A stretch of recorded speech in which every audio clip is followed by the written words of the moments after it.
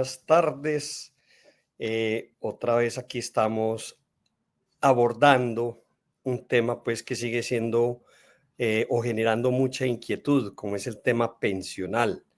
Vamos a abordar nuevamente el tema que tiene que ver con la transición, la posibilidad de recuperar semanas y algunos problemas prácticos que se están presentando para efectos de poder lograr el número de semanas mínimos para la transición, tal como fue inicialmente presentado por la doctora Isabel.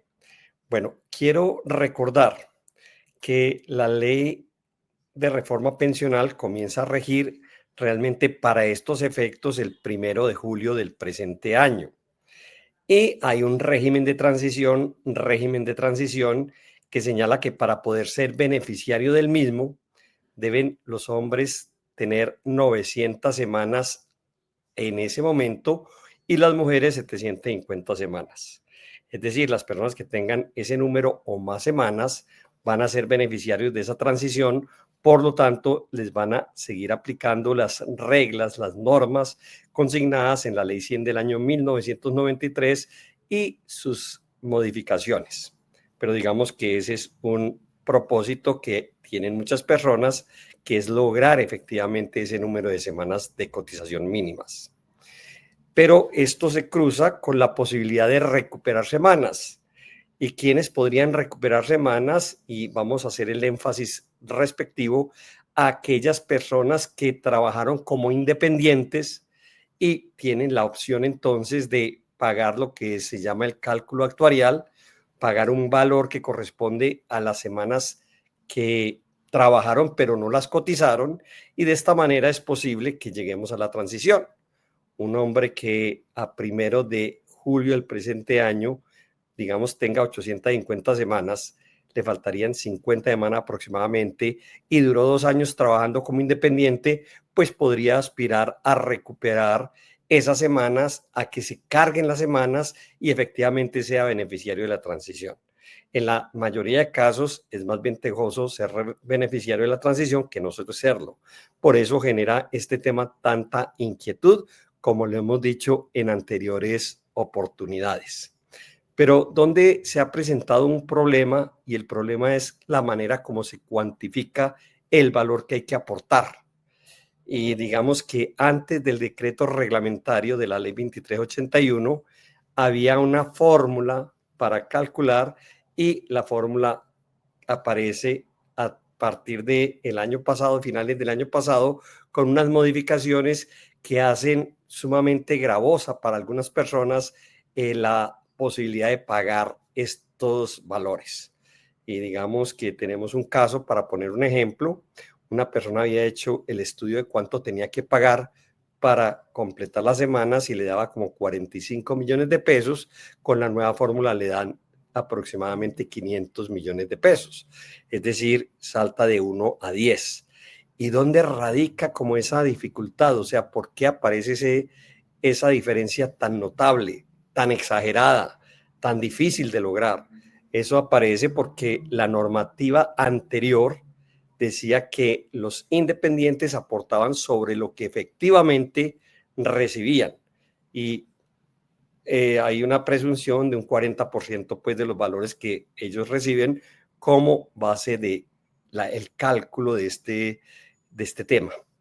Y a partir del nuevo decreto, el nuevo decreto lo que dice es que tiene en cuenta un promedio generalizado, independientemente de que ese independiente en ese momento hubiera tenido ingresos equivalentes al mínimo legal, y por eso aparece esa diferencia.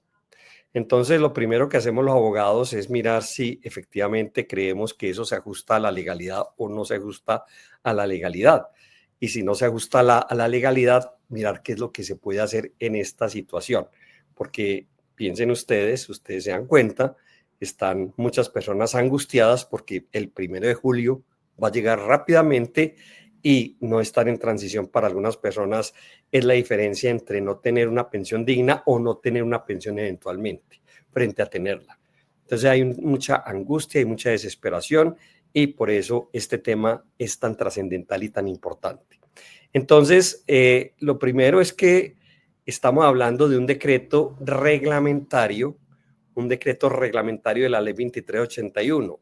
Y en nuestro criterio, ese decreto reglamentario está de alguna manera, y lo vamos a precisar más adelante, modificando una ley. Y la estructura normativa nuestra dice que las normas superiores no pueden ser desconocidas por las normas inferiores. Es decir, si hay un decreto reglamentario, este no puede desbordar el marco de una ley superior. Y entonces aquí observamos que existe ese choque. Pero una cosa es contarlo y otra cosa es el qué hacer frente a ello. Y además cuando está en juego o están en juego varios derechos fundamentales. Y aquí entonces vienen las distintas alternativas.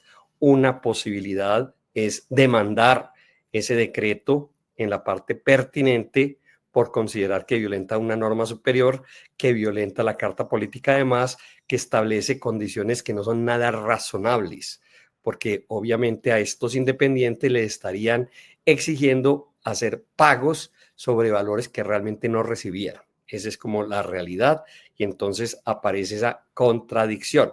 Entonces una demanda contra el decreto podría ser una demanda de nulidad, así lo regula el Código Contencioso Administrativo, una demanda que es demorada por sí sola y por lo tanto a mediano plazo seguramente no va a tener una respuesta. Y ante esa situación surge la misma inquietud, ¿qué hacer ante ello? Creo que la mayoría de habitantes del país tenemos muy interiorizado la acción de tutela. Entonces se nos aparece como esa opción y esto ha obligado pues de nuestro equipo de trabajo que estudiemos, analicemos la posibilidad de una acción de tutela. Recordemos que la acción de tutela es una acción constitucional, es una acción que fue consagrada en la Carta Política de 1991 en el artículo 86. Es un mecanismo que permite que el ciudadano rápidamente se acerque a la administración de justicia y que un juez, si considera que efectivamente se violentan derechos fundamentales, pueda llegar a protegerlos en un lapso no superior a 10 días. Eso es lo que nos dice el artículo 86. Pero quiero leer la parte pertinente de ese artículo para ver si nos adecuamos a ello. Y yo invitaría a que los administradores de justicia miren esto con bastante detenimiento por lo que está en juego. Dice esa norma constitucional: toda persona tendrá acción de tutela para reclamar ante los jueces en todo momento y lugar mediante un procedimiento preferente y sumario, por sí misma o por quien actúe a su nombre, la protección inmediata de sus derechos constitucionales fundamentales cuando quiera que estos resulten vulnerados o amenazados por la acción o la omisión de cualquier autoridad pública. Entonces, la primera pregunta que tendríamos que hacernos, aunque ya lo dijimos anteriormente, es si está en juego algún derecho fundamental. Y si hay un derecho fundamental, pues digamos que es el primer requisito para pensar en esta alternativa. Y obviamente hay un derecho fundamental, el derecho a la seguridad social sin duda es un derecho fundamental, que hay que ligarlo a la vida en condiciones dignas en la medida en que obviamente una pensión permite vivir dignamente. Hay que ligarlo a una remuneración mínima, vital y móvil. Y por tratarse de una pensión, pues obviamente también tenemos que hablar del derecho al trabajo en condiciones dignas. O sea que sin duda hay más de un derecho fundamental que estaría en juego. Por lo tanto, se está vulnerando, porque en mi criterio, cuando le dicen a una persona que tiene que pagar más de 10 veces lo que realmente tendría que pagar, se le está vulnerando ese derecho fundamental. En algunos casos, pues lo que se concluye es que es imposible porque no tienen los recursos para ello, pero así se tuvieran los recursos, de todas maneras, no hay una razonabilidad en ese cobro tan exagerado. Y entonces aquí es donde aparece la posibilidad de la acción de tutela. Y a continuación ese artículo 86 dice que la protección consistirá en una orden para que aquel respecto de quien se solicita la tutela actúe o se abstenga de hacerlo. El fallo, que será de inmediato cumplimiento, podrá impugnarse ante el juez competente y en todo caso, éste lo remitirá a la Corte Constitucional para su eventual revisión. O sea que aquí el juez tiene en sus manos la solución del problema. Si considera que efectivamente violentó ese derecho fundamental, puede tomar una medida y esa medida puede inclusive pues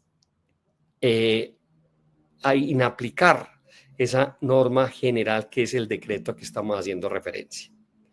Digamos que esa es la cara positiva del análisis. Sin embargo, viene la otra cara de la moneda, que es el decreto que ha reglamentado la acción de tutela, que es el decreto 2591.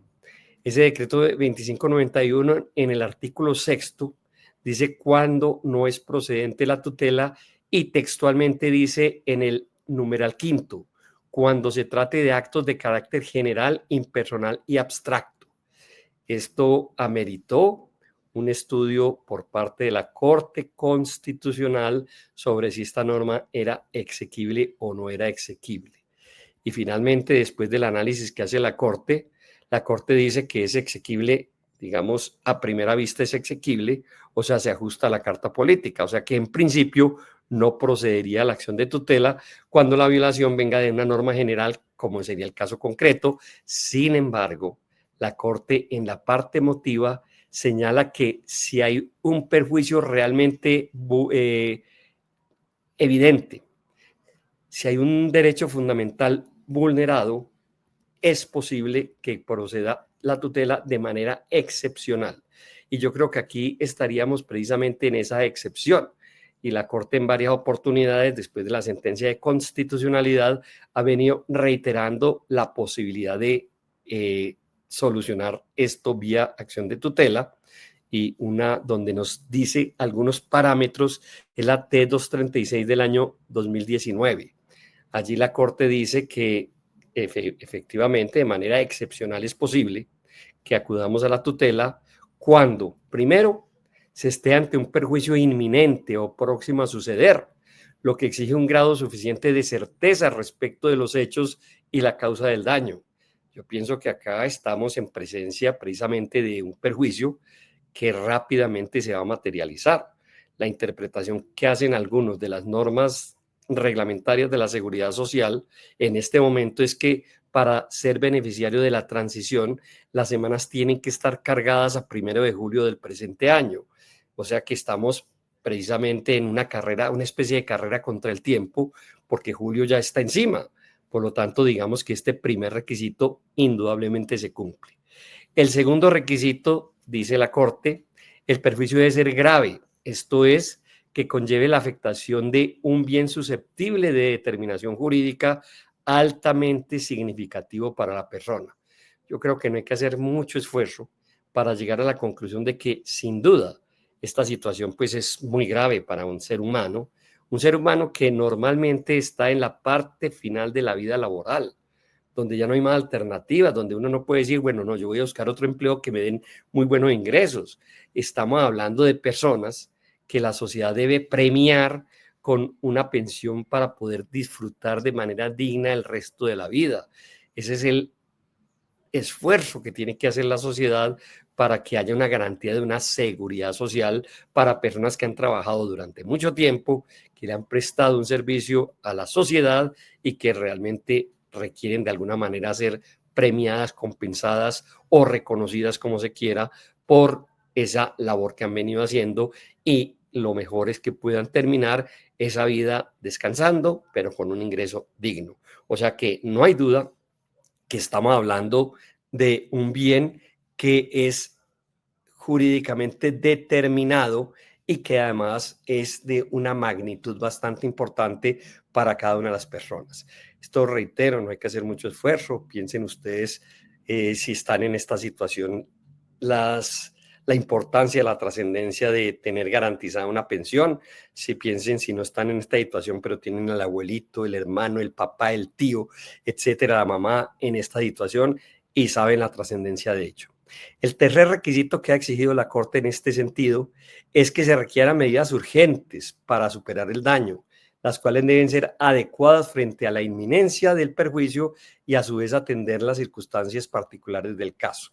Es posible que alguien diga, no, pero es que ustedes tienen la vía de la demanda de nulidad del decreto, lo que realmente no soluciona la medida a corto plazo.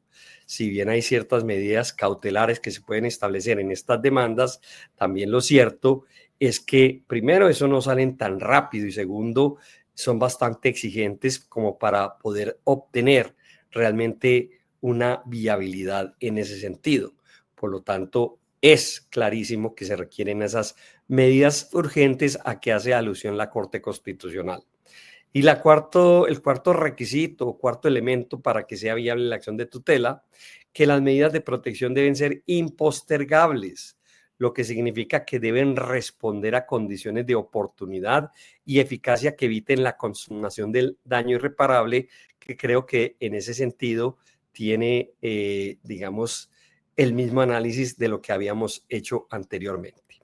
Bueno, entonces digamos que la vía de la acción de la tutela es una medida que estamos recomendando, advirtiendo, eso sí, que esto va a depender del juez si considera que sí es oportuno o no hacerlo. Una acción de tutela, siempre lo hemos dicho, es una especie de lotería, pero usted si no compra el boleto jamás se va a ganar la lotería, pero si lo compra tampoco hay una garantía de hecho. ¿Y esto por qué se presenta de esa manera? Porque es que la acción de tutela se fundamenta en valores y en principios que son de contextura abierta, no son tan precisos, no son reglas detalladas. Por eso es que la misma norma, artículo 86 de la Constitución, en la parte que leíamos, es que cada juez va a decidir, primero, si es procedente la tutela y segundo, qué tipo de medidas podrían ser adecuadas en el caso concreto. Pero realmente creo que es una opción que se tendría que adelantar, porque de lo contrario simplemente estaríamos en presencia de eventuales demandas ordinarias complejas, donde se va a pelear, además de la posibilidad de tener la transición, pues pago de perjuicios, tanto materiales como morales, que en mi criterio efectivamente se presentan. El decreto 1225 del 2024 es el que cambió las reglas de juego, es una norma general y precisamente esa norma es la que creemos que genera el perjuicio de manera genérica y que es lo que se está aplicando en este momento por las entidades de seguridad social. Una fórmula que estaba en el decreto 1296 del 2022 y la modificación es bastante clara. Dice que ese cálculo se hace para las personas que vayan a requerir las semanas para efectos de la transición y se debe tener en cuenta entonces para su cálculo el promedio ponderado de las cotizaciones de toda la vida deflactadas a la fecha de corte. Esa expresión, promedio ponderado de las cotizaciones de toda la vida deflactadas a la fecha de corte, es lo que está trayendo la consecuencia nefasta a que estamos haciendo referencia. Ahora, ¿cuál sería la norma realmente superior que se estaría desconociendo? Estaríamos hablando de una ley que es la ley 2277 del 2022, artículo 89, que hace referencia al ingreso base de cotización de los independientes. Esta norma prácticamente reproduce la ley del Plan Nacional de Desarrollo del anterior gobierno, que señalaba prácticamente lo mismo, pero digamos que es la norma superior que establece ello, porque todo esto ha sido materia de reglamentación. Pero fíjese que nosotros estamos confrontando un decreto reglamentario con una norma superior que es esta, que dice que el ingreso base de cotización de los independientes por cuenta propia, los independientes por cuenta propia y los trabajadores independientes con contratos diferentes a prestación de servicios, con ingresos netos mensuales iguales o superiores a un salario mínimo legal mensual vigente, efectuarán su cotización mes vencido sobre una base mínima de cotización del 40% del valor mensual de los ingresos causados para quienes están obligados a llevar contabilidad o los efectivamente percibidos para los que no tienen dicha obligación, sin incluir el valor del impuesto sobre las ventas. O sea, fíjense que aquí estamos hablando, bueno, dependiendo de que se lleva o no contabilidad, para quienes no llevan contabilidad es lo que efectivamente se recibió. Aquí la norma que reglamenta la ley 2381 no habla de lo efectivamente recibido, sino el promedio ponderado de las cotizaciones de toda la vida, que en algunos casos es bastante exagerado y bastante grave. Por eso reiteramos nuestra propuesta y sugerencia en estos temas es que adelantemos en principio acciones de tutela. Dependiendo de ese resultado, miraremos cuál va a ser el panorama general, si posteriormente no funcionan, porque es posible que los jueces no acojan esta postura, pero creemos que sería lo más razonable en atención a lo que hemos dicho. Se están violentando derechos fundamentales, hay un mecanismo constitucional para protegerlos y además es de un impacto enorme para cada una de las personas que están afectando. Entonces, creemos que debería de proceder, prosperar la acción de tutela. Esperemos pues que ese resultado positivo sea positivo efectivamente. Ahora, finalmente, es importante que tengamos presente lo siguiente. Acá, cada uno de ustedes es un mundo. O sea, hay normas generales y hay situaciones generales, pero ya hemos conversado mucho con los colegas, hemos mirado muchos casos y es difícil dar una regla general. Es difícil señalar, por ejemplo, que siempre el cálculo actuarial que se va a ser mucho más alto, aunque normalmente sí lo es, que el que se hacía anteriormente. Pero por eso la invitación es a que consulten. Nuestra firma pues está absolutamente preparada, capacitada para poder atender toda esta cantidad de inquietudes. Cada uno de ustedes, reitero, para estos efectos es un mundo. Cada uno de ustedes tiene su propia problemática y por lo tanto hay que saber cuál es la mejor opción, no solamente en lo que estamos hablando, sino todo el panorama del sistema pensional. Y lo decimos porque a veces cometemos muchos errores cuando vemos que el vecino hace una cosa y creemos que estamos en la misma situación y no necesariamente. Deben entender que incluso por un día de diferencia en la edad, por una semana más o menos de cotización, el panorama puede cambiar radicalmente. Por eso aquí lo que hacemos normalmente es dar una visión bastante general y cada uno ya verá qué hace frente a ello, pero la sugerencia en estos temas tan técnicos, tan especializados, es que se consulte, se acuda a una asesoría bastante profesional, que es la que estamos ofreciendo efectivamente. Y aquí hay otro temita con el cual voy a rematar, es que desafortunadamente todavía no tenemos sentencia de la Corte Constitucional para que nos defina si efectivamente la ley 2381 se ajusta a la Carta Política plenamente o si hay algunas normas que salen del ordenamiento jurídico y también habría que ver cuáles serían los efectos de la decisión que llegue a tomar. Nosotros creemos que en 2 meses debe haber una decisión, calculando pues los tiempos que lleva estas demandas, especialmente la primera demanda que se presentó contra toda la ley y que creo que es la que va a marcar la pauta o va a definir realmente qué es lo que va a pasar. Nosotros esperamos por las bondades genéricas de la ley, porque creemos que se beneficia la gran mayoría de la población colombiana, creemos que debería de mantenerse la constitucionalidad y es lo que hemos invitado a la Corte Constitucional para que lo haga. Hemos participado activamente con varios escritos donde sustentamos por qué creemos que se debe mantener. Bueno, pero ahí termino yo como la idea. Estaremos muy atentos a la evolución de este tema. Sabemos que este tema es muy sensible, por eso lo traemos a colación y con seguridad pues que mis colegas a continuación con más precisión van a abordar esta temática. Muchísimas gracias a todas y a todos.